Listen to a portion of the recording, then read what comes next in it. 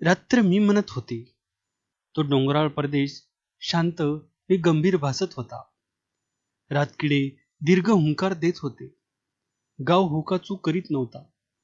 दिवसभर काम करून थकलेली माणसं अंथरुणावर पडली होती. काही झोपली होती, काही जागी होती. ती उद्याचा विचार करीत होती. काहींचा जीव शिवारात आपल्या शेताभोवती हिंडत होता. शेजारचा उंच डोंगर शांत उभा होता. बिकट काळोख्यानं त्याची उग्रता पराकोटीला गेली होती आणि डोंगरात हुकाचू होत नव्हतं. नि झालंच तर एखादं पाखरू विचित्र आवाज काढून मुक होत होतं. त्यामुळं वातावरण अधिकच भेसूरता धारण करीत होतं आणि त्या वातावरणात एक भीषण लढाई जवळ येत होती. परंतु वडगावच्या लोकांना कसलीच कल्पना नव्हती. गावच्या सर्व गल्ल्या ओस पडल्या होत्या नि बोळाबोळात अंधार ठासून भरला होता. त्या अंधारात फक्त डुकरं वावरत होती. परंतु अनिल सावध होता. 2च दिवसात 4 माणसं घेऊन जायचं नि आनंद भवन हॉटेलापुढंच चंद्रकुमारला गोळी घालायची असा त्यानं बेत केला होता.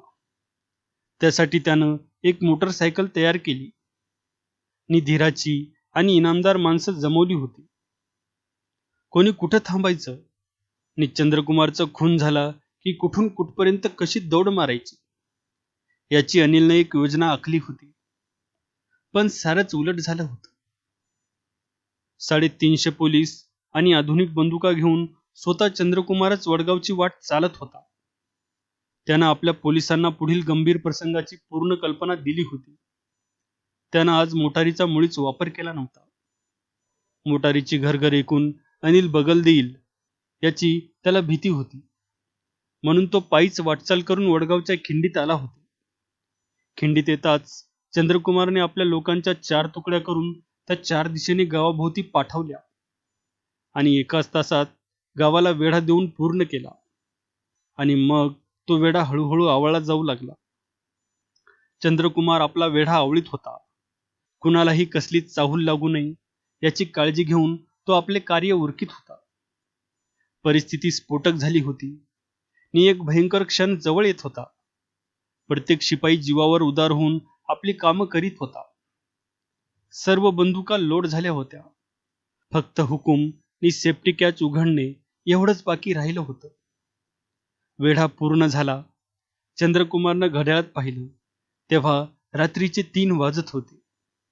आता लढाई जवळ आली. तो मनातच बोलला. अनिल सावध होता. पण चंद्रकुमार एवढी कडेकोट तयारी करून वडगावला वेढा देईल याची त्याला कल्पना नव्हती.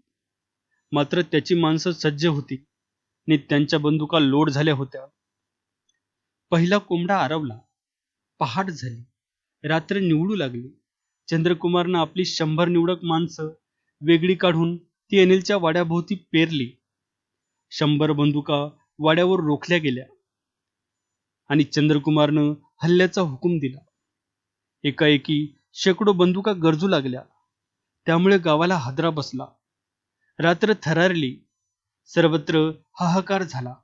लोक भयभीत झाले. अनिलनं क्षणात प्रसंग ओळखला. त्यानंही आपली माणसं घेऊन हत्यार सावरली आणि तो पोलिसांचा प्रतिकार करू लागला. दोन्हीकडून अनेक बंदुका कडाडू लागल्या. त्यामुळे त्या खोऱ्यातील शांतता कुठल्या कुठं पळून गेली नि भयान मृत्यू तिथं थैमान घालू लागला. अनिलच्या वाड्याच्या दारावर शेकडो बंदुका मारा करीत होत्या. दरवाजाच्या रुंद फळीला काळतुसं पिंजून काढीत होती. अनिल नि त्याची माणसं किल्ला लढवावा तद्वत तो वाडा लढवीत होती. अनिल आपली स्टेनगन घेऊन रणभैरी झाला होता. तो बेडर परंतु अचूक गोळ्या झाडीत होता.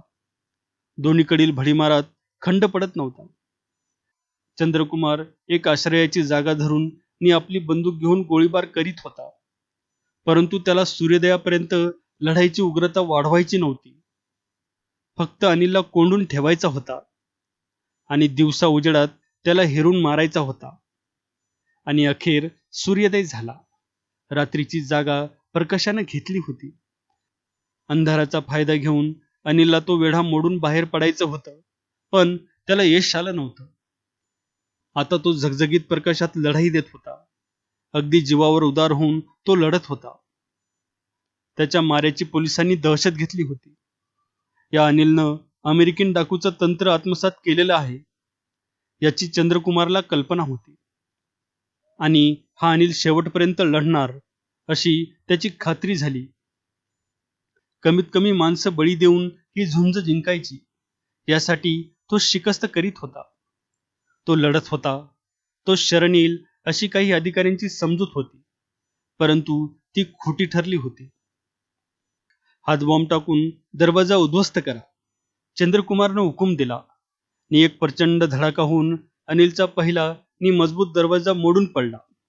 अनिल उघडा पडला, परंतु अनिल अधिकच निर्भान झाला.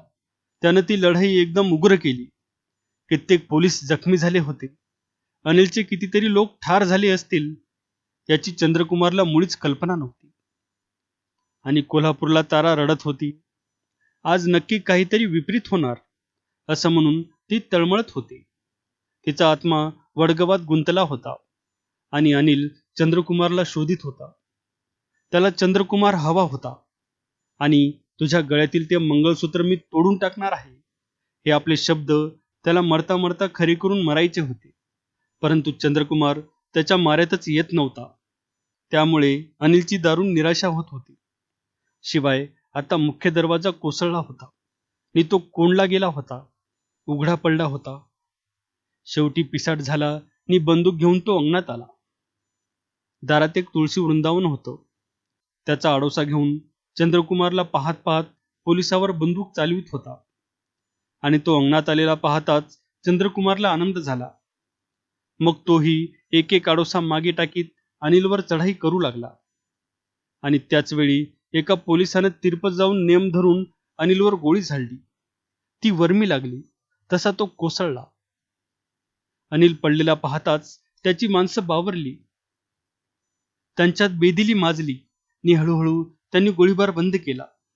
काही सैरावैरा पळत सुटले, परंतु पोलिसांनी त्याचा पाठलाग करून त्यांना अटक केली. आणि मग वाडा जिंकला. तिथं असलेली पुष्कळ हत्यारं, दारुगोळा जप्त केला. आणि मग चंद्रकुमारने ती लढाई जिंकली आणि वाड्यातील अनिलची अनेक महत्वाची कागदपत्र ताब्यात घेतली. त्यावरून हा अनिल म्हणजे बंड्या वाघ हे सिद्ध होत होतं. नंतर चंद्रकुमारनं अनिलचं प्रेत आणि त्याची कैदी माणसं, तो दारुगोळा हे सर्व घेऊन वडगाव सोडले. चंद्रकुमार जेव्हा सर्व निवारून कोल्हापुरात आला तेव्हा तारा रडतच होती. ती त्याला समोर सुखरूप पाहताच रडत रडत हसली आणि चटकन जाऊन त्याच्या गळ्यात पडली आणि त्याच्या छातीवर मस्तक ठेवून म्हणाली, काय घडलं वडगावला? अनिल मारला गेला, चंद्रकुमारनं उत्तर दिलं. कोणी मारला त्याला? तिनं विचारलं. एका पोलिसानं, चंद्रकुमार बोलला. ठीक झालं, माझं मंगळसूत्र कधीच तोडले जाणार नाही. पण काय तारा? चंद्रकुमारनं प्रश्न केला. पण मी एका भावाला अंतरले. ताराच्या कंठात हुंदका आला, पण तिनं तो परत गिळून घेतला आणि मग ती पुन्हा हसली. अनिलच्या मृत्यूनं तारा सुखी झाली, निर्भयी झाली. आणि क्षणात ती पूर्ववत टवटवीत दिसू लागली. तिचा चेहरा उजाळला आणि तिचे भवितव्यही उजाळले. बंड्या वाघ मारला गेला ही बातमी हा म्हणता त्या खोऱ्यात पसरली. ती ऐकून लोकांना आश्चर्य वाटले, कारण कित्येक दिवस नव्हे, कित्येक वर्ष या बंड्या वाघानं त्या खोऱ्यातील श्रीमंत लोकांना धारेवर धरले होते.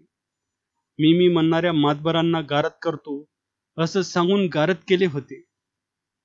तो कधीच मरणार नाही अशी लोकांची समजूत होती, परंतु तो बंड्या वाघ निश्चित मारला गेला होता आणि त्यामुळे त्या भागातील धनवंतांना जगण्याची शाश्वती मिळाली होती.